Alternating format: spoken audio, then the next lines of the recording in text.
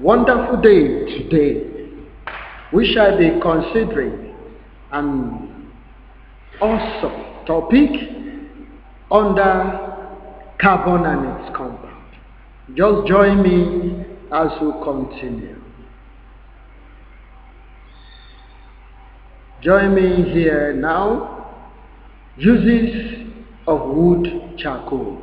This was part of what we treated in our last video.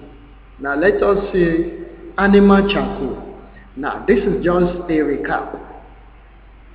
I have given you Amophous Carbon. Under Amophous Carbon, we have treated wood charcoal. So an example of Amophous Carbon is wood charcoal. Second example of Amophous Carbon is what you can see on the slide, animal charcoal. This is obtained by heating bones of animals in the absence or limited supply of air. It is carbon mixed with calcium tetraphosphate 5. That's the formula there. Now view this very well. It absorbs coloring matters. It is used to decolorize crude sugar from its brown color and petroleum jelly. Now another one is sugar charcoal. Another example of Amophous Carbon is sugar charcoal. This is formed when sugar is dehydrated. Yeah, I love that word. The word dehydration is different from drying. Dehydration is removal of water molecule, either by burning the sugar in limited supply of air or by the action of concentrated H2SO4. Let me quickly tell you this. H2SO4 is an example of dehydrating agent. It can as well dry, but here we are using it to dehydrate. Let's move on. Now, carbon as a source of energy. This is shown from the properties of carbon, such as properties of carbon that makes it as a form of energy. Number one is combustion. All forms of carbon burn in excess oxygen at different temperature to produce carbon dioxide. Yes, when carbon C plus O2 arrow forward gives CO2. That's what I'm talking about there. Combustion reaction. This is employed in charcoal pot, in which charcoal is burnt in plentiful supply of air to produce carbon dioxide.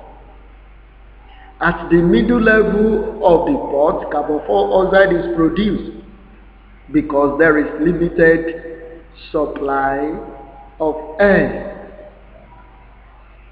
Now, combustion reaction continues. In summary, when the supply of air is limited, combustion may not go into completion. Carbon 2 oxide is formed instead of carbon dioxide. Complete combustion of carbon produces carbon dioxide. Incomplete combustion of carbon produces carbon 2 oxide. Carbon 2 oxide is dangerous, as we will see in the course of this lesson. Another property of carbon is combination reaction. Combination. Carbon combined directly with certain elements such as sulfur, hydrogen, and aluminium at a very high temperature. Carbon combining with hydrogen to give us CH4. This is carbon, this is hydrogen, and CH4 is methane. Carbon can also combine with a metal like calcium to give us calcium carbide, CaC2, calcium carbide. Now, carbon can also be exhibited as a reducing agent. Look at it. as a reducing agent. Carbon is a strong reducing agent which reduces the oxide of the least active metals. Metals that are lower in the electrochemical series are least active. While carbon itself is oxidized to either carbon 2 oxide or carbon 4 oxide, depending on the condition of the reaction. Carbon also reduces steam to hydrogen. Very good example is, this is iron 3 oxide plus carbon. Now it goes to iron and carbon oxide. Carbon oxide here, this is the case of oxidation of this carbon to give carbon 2 oxide. Now in case of copper 2 oxide plus carbon, it's also a reducing process here.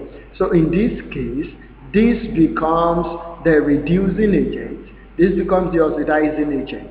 Now this one gives copper, this one gives carbon 4 oxide. So please, you need to learn this again and again and again and again. As you keep learning often and on, there will be deposition of wisdom in you. And wisdom is the right application of what you know. So when questions come, you'll be able to tackle them rightly. And some of these things will be reflecting in WAEC, in DECO, and in JAM. So stay on. Continue to watch my YouTube channel. Thank you.